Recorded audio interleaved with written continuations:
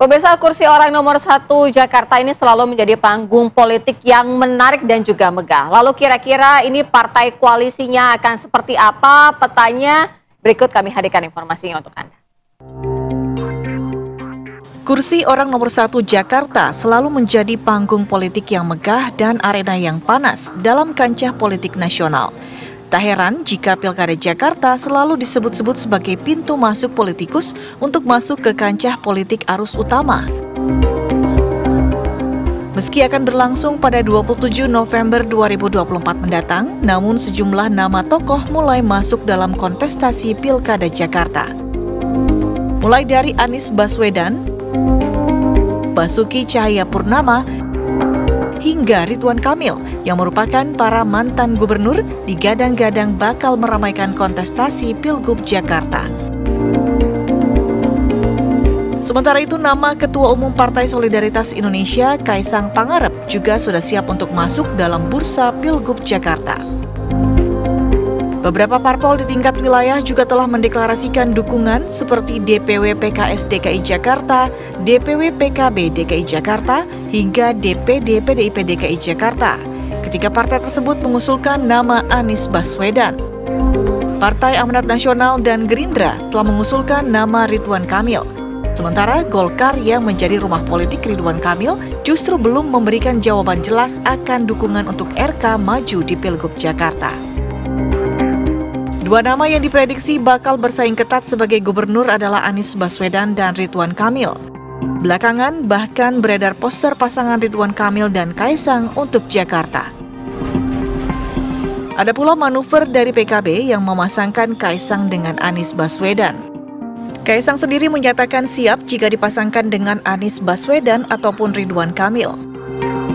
Sementara itu, Koalisi Indonesia Maju justru menawarkan cawagup mereka dari PKS untuk bersanding dengan Ridwan Kamil. Lantas, siapa sajakah pasangan yang akan maju ke Pilgub Jakarta? Bagaimana dengan nasib Kaisang? Siapa yang akan mengusung putra bungsu Presiden Jokowi tersebut untuk maju menjadi Jakarta 1? Tim TV One mengabarkan. Kalau misalnya ngelihat survei ya paling realistis dengan Pak Anies. Tapi pandangan Mas Kaisang terhadap sosok RK dan sosok Anies itu seperti apa? Sama-sama baik, semuanya orang hebat. Pak Anies kan kemarin juga salah satu calon presiden juga. Saya suka nonton dulu Desa Anies, itu juga bagus. Pak RK juga cukup bagus, semua berkiprah di Jawa Barat. Jadi semuanya bagus, nggak ada masalah semua. Kita mah komunikasi. Ya, kalau berbicara mengenai Pilkada Jakarta, ada nama besar Anies Baswedan, Ridwan Kamil, dan putra bungsu dari Presiden Joko Widodo, Kaisang Pangarep. Tapi begini pertanyaannya, kalau kabar-kabarnya saat ini PKS sudah ada rayuan dari Kim. Kalau nantinya ternyata dari Kim ini mengusung Ridwan Kamil, kemudian kabarnya PKS ditawarkan posisi nomor 2, cawagupnya, yakni dari PKS. Lantas kemana Kaisang? Nasibnya akan seperti apa? Kita akan membahas hal ini dengan narasumber yang sudah hadir semua komplit di studio. Pada pagi hari ini sudah ada Bang Fikri Yasin, Wasekjen PAN. Assalamualaikum, selamat pagi. Selamat pagi. Kemudian juga ada Bang Ruhut Sitompul, politikus PDI Perjuangan. Selamat pagi Bang Ruhut. Selamat pagi Bang. Kemudian juga ada Kang Pipin Sopian, politikus dari PKS. Selamat pagi Kang Pipin. Selamat pagi Kang. Dan juga Bang Henry Satrio, analis politik Universitas Paramadina Jakarta. Selamat pagi. Selamat pagi Bang. Saya mau ke Kang Pipin, benar apa kabar-kabar yang berseliweran nih? Kabarnya PKS ini udah dapat rayuan dari Kim untuk mendapat posisi nomor 2 nantinya, tapi harus mendukung Kim di Pilkada Jakarta. Benar itu? Jadi bukan rayuan ya. Apa Kalau tuh? dalam pilkada ini tawar-menawar itu terjadi di mana-mana. Artinya kita saling menawarkan satu dengan yang lainnya. Dan tentu kami sangat menghormati itu, mengapresiasi. Jadi ketika memang PKS di beberapa daerah punya mesin partai yang kuat, kader-kadernya kuat, dan pernah punya track record untuk memenangkan pasangan calon, tentu bagi kami membahas dengan siapapun ya, partai politik, dengan Nasdem, PKB, dengan Gerindra, Golkar, dan semuanya ini sangat cair saat ini. Karena tadi 500 lebih pilkada di berbagai daerah, kami komunikasi, tentu kami juga ada pembahasan tentang siapa menempati apa, kira-kira didukung oleh siapa saja. Jadi bagi kami sangat mengapresiasi itu, dan itu tentu menjadi pertimbangan bagi kami ya. Dari yang lain misalnya ada yang menawarkan Pak Anies, ada yang menawarkan Pak RK, ada yang menawarkan calon yang lain, Pak Sudirman Said termasuk di dalamnya. Tentu itu menjadi kajian bagi kami, pertimbangan PKS ke depan kira-kira DKI ini siapa yang akan kita calonkan.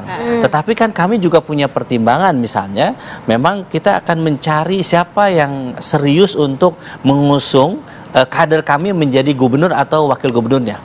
Ini di 500 itu salah satunya. Kenapa? Karena ketika kami masuk menjadi salah satu kandidat, maka kesempatan kami untuk memberikan pelayanan kepada masyarakat lebih besar.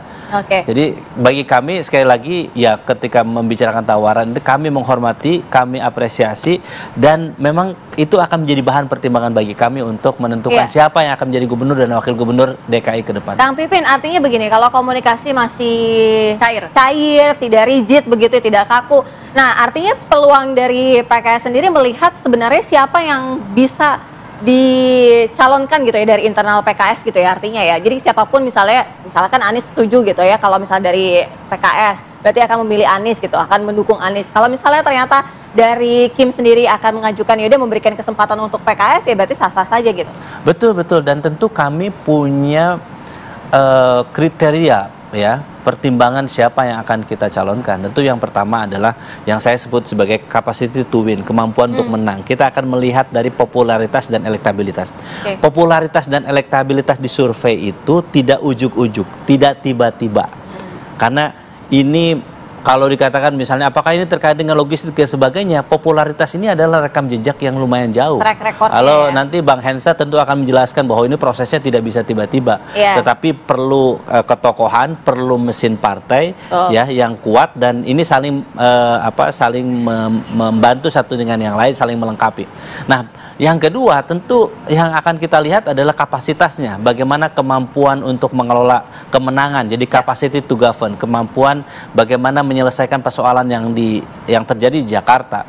Ya memang kita akan melihat siapa sosok yang pantas untuk memimpin Jakarta ini dari sisi rekam jejaknya, rekam prestasinya, rekam gagasannya. Dan memang kita melihat misalnya komunikasi kami dengan Pak Ridwan Kamil bagus di Jawa Barat. Ya bagaimana hubungan DPW PKS Jawa Barat, anggota Dewan di Jawa Barat bagus di Jawa Barat. Pak Anies Baswedan selama 5 tahun juga hubungannya baik dengan Pak Heru dan Ketua DPW DKI Jakarta. Dan tentu kami melihat komunikasi itu baik selama ini karena PKS selama berada dalam pemerintahan, wabil khusus di tingkat bawah, itu menunjukkan bahwa kalau benar kita akan dukung, kalau tidak benar atau tidak pro dengan kepentingan rakyat, maka kita akan pastikan mengkritik. Dan itulah yang membuat ya mitra-mitra di eksekutif nyaman dengan PKS. Karena kami kalaupun mengkritik, kritik yang konstruktif, bukan kritik sifatnya mohon maaf ya pragmatis. Ini ya, Bang Hensa sudah senyum-senyum aja nih. Tapi tahan dulu, saya mau ke Pak Fikri Yasin. Kalau melihat ini sebenarnya kan dari Kim sendiri, apakah sudah jelas nantinya apa memang akan mengajak PKS begitu untuk tidak memecah suara PKS full ke Anies sehingga diajak gabung ke dalam Kim nantinya untuk Pilkada Jakarta, atau gimana? Udah firm belum sih ini nantinya ke depannya Pilkada seperti apa dari Kim?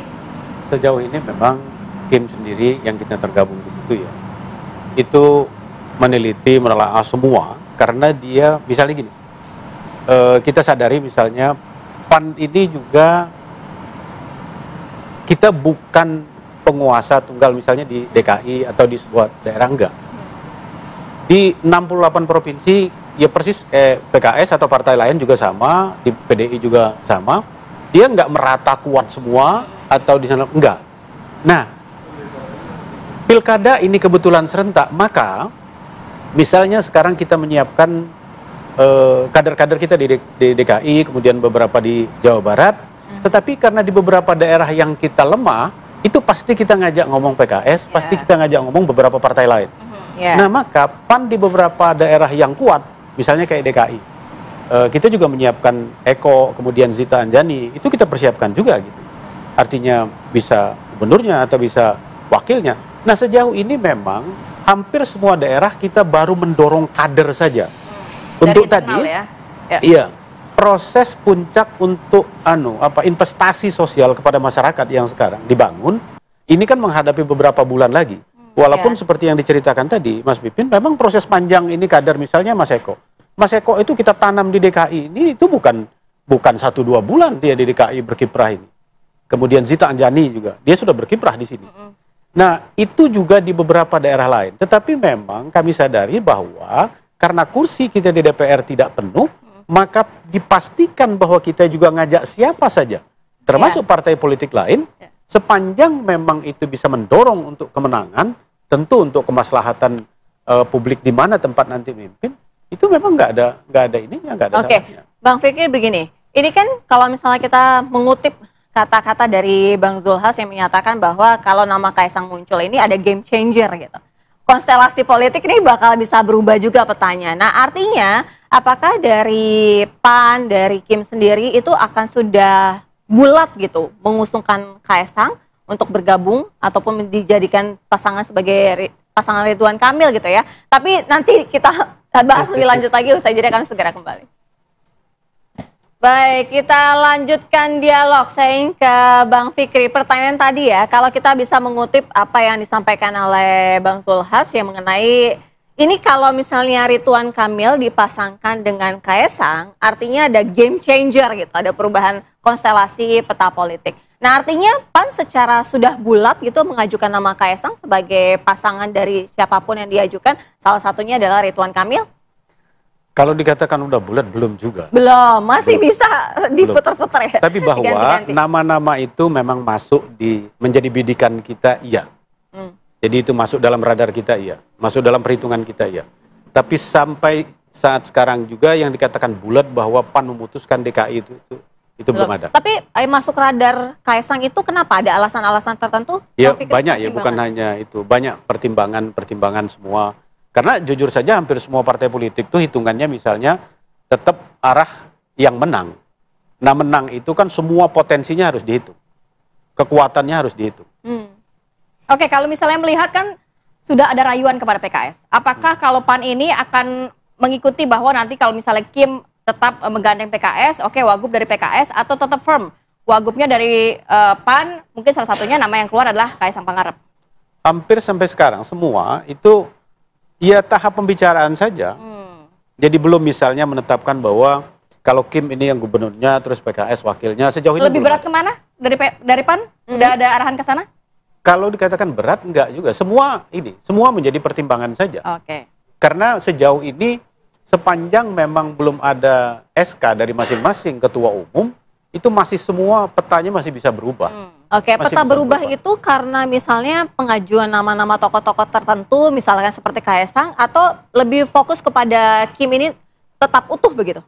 Enggak. Banyak pertimbangannya. Bahwa Kim ini utuh ya, tapi juga pertimbangan menangnya. Misalnya ini tetap bertahan utuh, tapi nanti hitungannya kalah ya nggak mungkin juga. Nggak jadi calon, tapi calon jadi gitu ya? Calon jadi. Nah, tapi banyak pertimbangan, banyak variannya, sehingga kalau kita maju, kira-kira menang. Oke.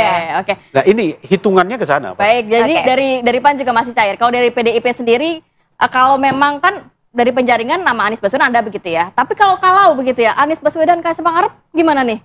Enggak lah ya. Jadi untuk nama Kaisang tidak dari PDIP? Kalau kami benar-benar sudah tidak? Apapun tragedi politik, ya, Pilpres kemarin, apa yang dilakukan Joko Widodo, ya juga keluarganya, itu ada catatan di hati kami masing-masing seluruh kader PDI Perjuangan di Indonesia. Karena itu menghadapi pilkada ini, ya pilkada beda dong, ya dengan pilpres, ya ada pepatah lain lubuk lain ikannya. Jadi mesti dilihat daerah-daerahnya. Masa lalu sudah menutup pintu ya, Bang Ruhut. Tapi kalau misalnya PKS sudah dirayu-rayu oleh Kim, nah artinya PDIP sendiri bagaimana? Ada gitu yang bisa merayu ketua umum kami, Profesor Dr. Haja Ibu Megawati Soekarno Putri, Presiden Republik Indonesia kelima. Nggak ada yang bisa rayu beliau. PDIP butuh partai lain juga di Pilkada Jakarta. Oh iya, tapi ada partai lain ada yang mau. Siapa yang nggak mau? Kami yang lebih gede, kadernya jadi wakil, pasti ada yang mau rebutan langsung. Sudah ada komunikasi dengan siapa? Sudah ada komunikasi sama semua kita komunikasi. Pak Hasto sebagai sekjen ditugasi oleh Ibu Megawati, ketua umum kami, kita membuka semua. Dan kita objektif. Kalau ada memang kader partai lain atau non partai yang memang bagus, kita dukung. Tapi artinya paling besar sekarang saat ini dibidik adalah Anies Baswedan begitu dari PDI Perjuangan? Enggak, dari kami juga ada kader. Karena itu Ibu Mega menugaskan kami semua kader sampai ke akar rumput. Tolong tanya kepada rakyat, kira-kira siapa sih? Tapi kan memang harus ada pertimbangan, jangan cuma jadi calon, tapi calonnya jadi gitu ya. Oh iya, calon jadi. Apalagi kami, jujur saja, kami sudah membuktikan hat-trick di dalam legislatif. 3 kali menang berturut-turut. Dan pilkada kemarin, 5 tahun yang lalu, kami di atas 50% loh. Ya kami juga harus menjaga itu. Jadi kami harus jadi, bukan hanya calon, jadi dong, insya Allah. Oke. Kalau dari Bang Hensat sendiri melihatnya nih peta politik ini saat ini kan memang sangat-sangat cair begitu kan. Belum ada yang secara bulat terang-terangan mendukung si A, si B begitu ya. Anies, kemudian RK, kemudian Kaesang gitu.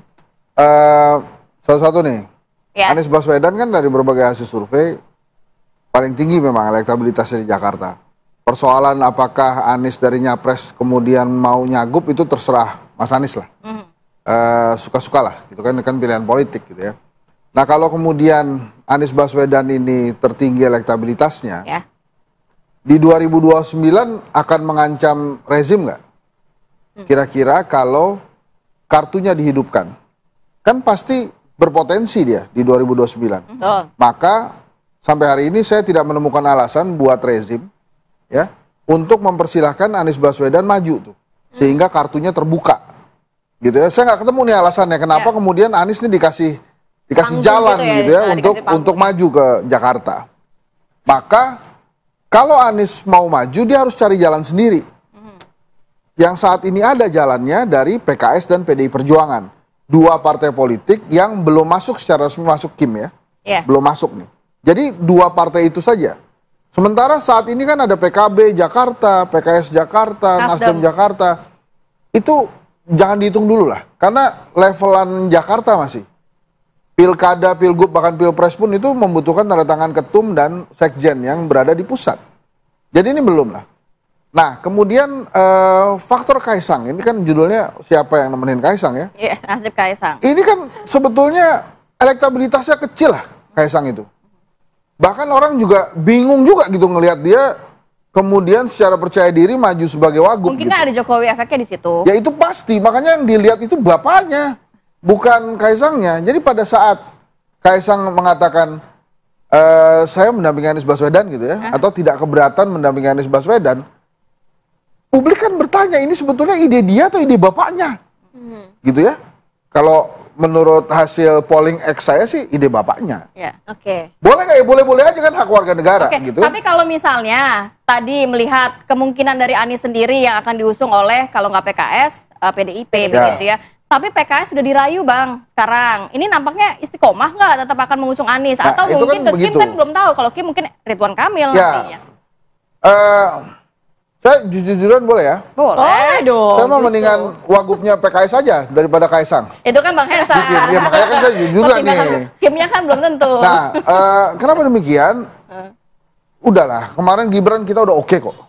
Jangan nambah-nambah lagi. Walaupun ini jalan buat Kaesang udah dibikin. Tapi kan Mas Kaesang sebetulnya enak. Dia bisa pilih daerah mana aja deh. Gitu.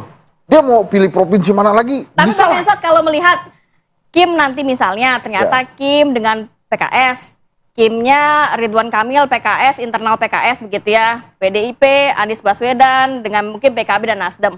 Kaesang nanti siapa yang akan mengusung? Apakah masih ada chance? Dia masih bisa pindah provinsi kok. Jadi pindah provinsi gitu ya, bukan di Jakarta dia ya? Itu paling enak, dia bisa milih mana aja, tinggal bilang bapak kan. Gitu, jadi fine aja.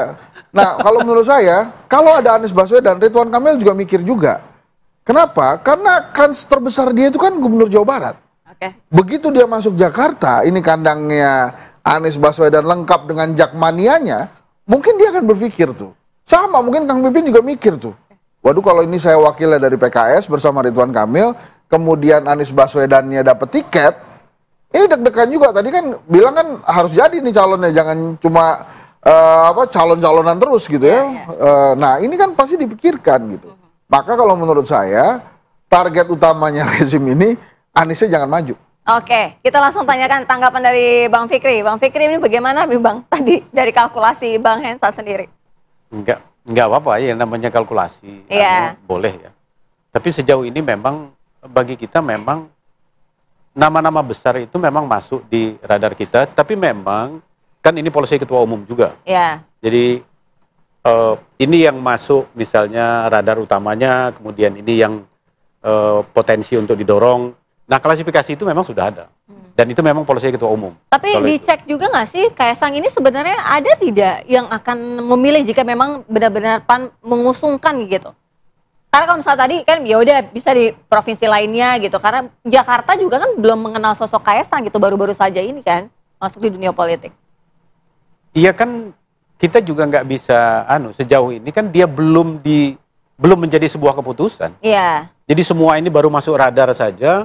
Ini yang terkuat calon gubernurnya, ini kalau wakilnya ini semua itu baru tahap masih itu. hitung-hitungan di pasang-pasang kalkulasinya ya. Jadi belum, karena kalau dia sudah masuk benar di start itu pasti sudah dihitung bahwa akan melakukan apa.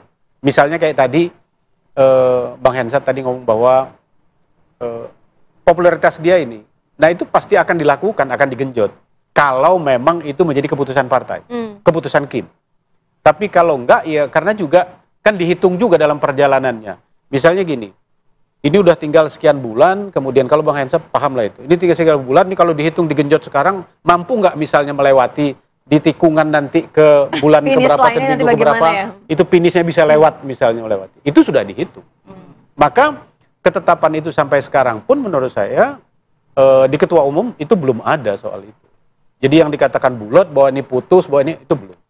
Tapi bahwa nama-nama besar itu memang masuk radar kita dan ini yang prioritas, ini enggak, itu ya. Oke, gitu. Nanti saya mau ke Kang Pipin. Kang Pipin, kalau melihat kan PKS ini suara terbanyak di DKI Jakarta, ini juga sebagai penentu nantinya akan seperti apa peta koalisi di Pilkada Jakarta begitu ya. Apa pertimbangan dari PKS? Apakah nanti juga legowo begitu ya kalau ternyata masuk ke Kim nama Ridwan Kamil dan juga Kaisang Pangarep yang justru didorong begitu? Atau memang harus pertimbangannya dari calonnya dari PKS? Seperti apa, tahan dulu ya, kita akan sambung lagi di segmen berikutnya, tetap bersama kami. Baik, kita lanjutkan lagi perbincangan kita. Saya mau ke Kang Pipin, pertanyaan bergantung tadi. Kalau dari PKS sendiri, ini apa yang menjadi pertimbangan? Apakah nantinya kalau benar-benar akan masuk ke dalam Kim, akan legowo kalau ternyata nomor 2-nya bukan dari PKS? Atau memang harus benar-benar dari PKS? Apa pertimbangannya? Ya, sebetulnya pertimbangan setiap partai politik, termasuk PKS, adalah yang apa sih golden ticket yang paling utama itu. Ketika kita koalisi, call tingginya adalah menjadikan kader kami menjadi calon gubernur atau calon wakil gubernur. Itu sebetulnya. Ya. Itu yang disampaikan. Termasuk kita diskusi dengan Pak Anies, Pak Sudirman Said, juga ke misalnya dengan RK dan juga partai-partai politik yang lain.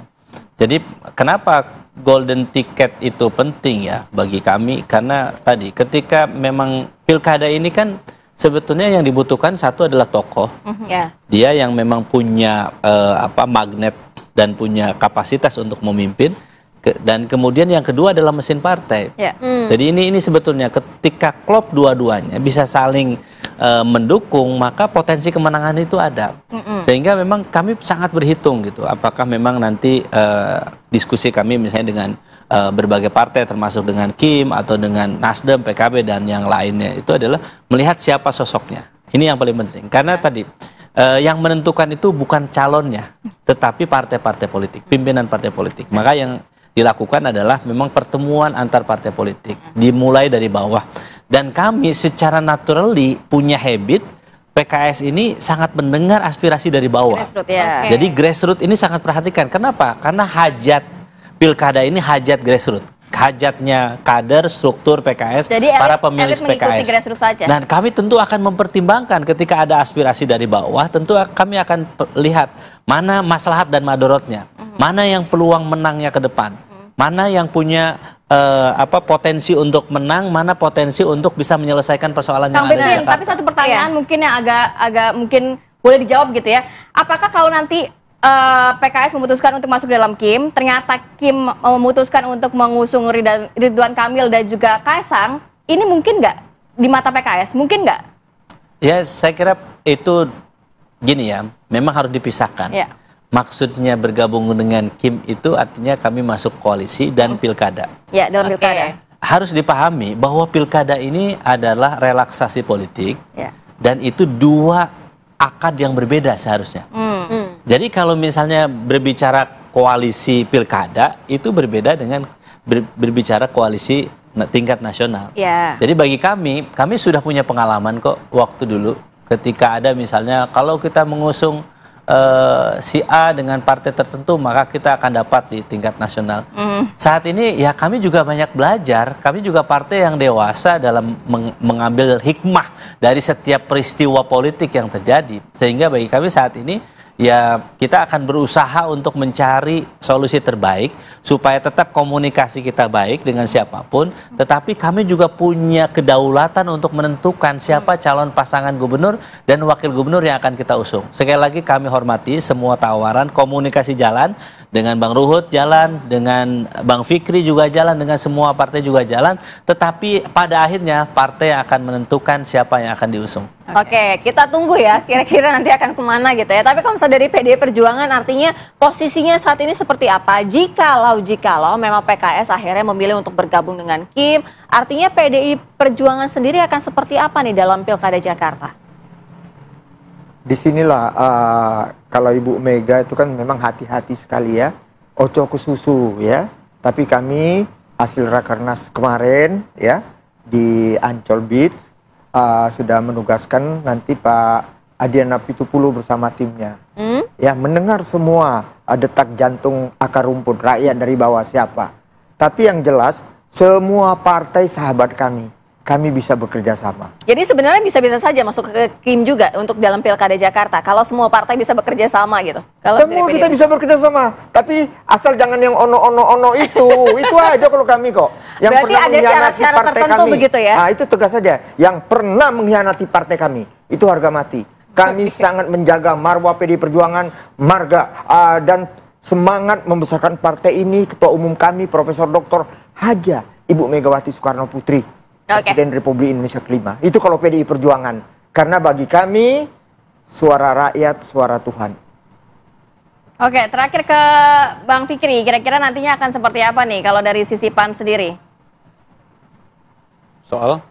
Soal ruangnya Kaesang nanti, kan selama ini kan memang dari PAN sudah mendukung begitu ya Kaesang untuk maju menjadi cagup. Tapi kalau misalnya ternyata dari Kim tidak memilih dalam arti Kaesang dan PKS, nanti RK dan juga PKS akan seperti apa dari PAN sendiri? Apakah akan firm tetap dalam Kim? Iya. Jadi gini, Kim ini kan memang soal presiden, tapi bahwa sekarang tetap dijalin dalam konteks pilkada iya. Tapi juga di beberapa daerah kan nggak misalnya gini, semua daerah itu harus Kim, enggak juga gitu loh. Tapi kebetulan mungkin di DKI ini memang cocoknya komunikasi cocok dengan Kim ini ya kita masih bulat. Yeah. Tapi enggak semua daerah itu Kim semua terus enggak. Jadi potensi di sini misalnya ya sama dengan kawan PKS, kemudian PDI Perjuangan Bang Ruhut, Pipin tadi. Ya potensi kita bisa saja misalnya kalau Kim ini keputusannya, tapi kalau nanti sama PKS masih mungkin atau enggak gitu. Oke. Tapi ternyata kalau nanti ini mungkin nggak digeser, itu masih masih sangat cair. Kalau dari Bang Hensat sendiri melihatnya kira-kira bagaimana nih peta konstelasi politik dalam di pilkada? Kita bicara situasi dan kondisi ya. Mas Kaesang jalannya sudah dibuat gitu ya, sudah dibikin dan saya yakin pasti akan dipakai. Nggak ketemu saya alasannya sudah dibuatkan jalan oleh MA gitu ya, kemudian nggak dipakai. Sementara Anies Baswedan lagi cari jalan nih supaya bisa maju lagi, supaya tiketnya terbuka gitu ya. Tetap makanya saya pernah bersuara gitu juga ke Mas Anies, saya bilang kelihatannya salah satu kesempatan yang mesti dipikirkan adalah bersama dengan Kaesang. Kenapa? Karena Kaesang juga lagi butuh quality dari keterpilihannya nanti gitu. Jadi kalau bersama dengan Anies Baswedan, ini konstelasinya akan berubah. Misalnya Anies... Akan seperti apa kalau Anies dan Kaesang? Kalau misalnya Anies setuju ya, ini misalnya Anies setuju dengan Kaesang, yang artinya dia kan mau maju, dia kan dalam ilmu manajemen kan ada yang must dan wants, ada yang harus sama yang ingin. Harusnya kan maju misalnya, dia memutuskan untuk maju. Maka keinginan yang lain itu memang harusnya dinomor duakan, yang penting maju dulu. Nah saat ini menurut saya, peluang paling besar dia maju, bukan mendapatkan tiket dari PDI Perjuangan atau PKS. Karena itu ada lobby-lobby yang harus berlangsung. Tapi dengan Mas Kaesang. Kalau Anies Kaesang kejadian, nggak ada Ridwan Kamil. Siapa yang ngusung kalau Anies Kaesang? Ya Kim sama PKS lah. Oh, kalau PDIP-nya berarti nanti PDIP-nya mungkin akan cari teman lagi. Gitu ya. PDI kan nggak pernah kehabisan kader, banyak kadernya. Ini kan kita lagi bicara Kaisang nih. Menurut saya, dan Mas Kaisang udah berkali-kali bilang oke. Tapi kalau dari Bang Hensa sendiri memungkinkan tidak itu angka kejadian? Anies sama Kaisang kan terserah Mas Anies sama Kaisangnya mau nggak. Tapi kalau Kaisang sudah bersama Mas Anies, nggak akan ada Ridwan Kamil. Karena Ridwan Kamil kan didorongnya oleh Kim kan. Ya kan Jawa Barat juga mungkin. Ya, kalau PDI Perjuangan tidak mendapatkan teman untuk melawan Anies Kaisang, ya ini ceritanya tinggal dua. Memang lawan kota kosong, dan kota kosong ini susah banget untuk dilobi, ya susah banget diganggu-ganggu, atau muncul lawan boneka. Oke, kita nantikan apakah senayangnya Bang Hensat akan terjadi. Karena masih ada beberapa bulan Bang, jadi masih bisa kita bahas lagi. Karena kan dunia politik masih sangat cair ya, komunikasi politik juga masih terus dilakukan semua partai gitu kan. Tapi tetap harus dijaga perasaan yang paling dalam Pak Prabowo. Nama-nama yang kita sebut ini, benar apa yang dikatakan Pak Henry Satrio. Jangan juga mengganggu 2029, ya, karena ini semua bakal mengganggu. Karena itu Gerindra juga saya mohon dengan Kimnya siapkan aja kadernya, karena kalau enggak ini nanti mengganggu kok. Terima kasih banyak loh Bang Fikri, kemudian terima kasih Bang Ruhut, Bang Hensa, terima kasih.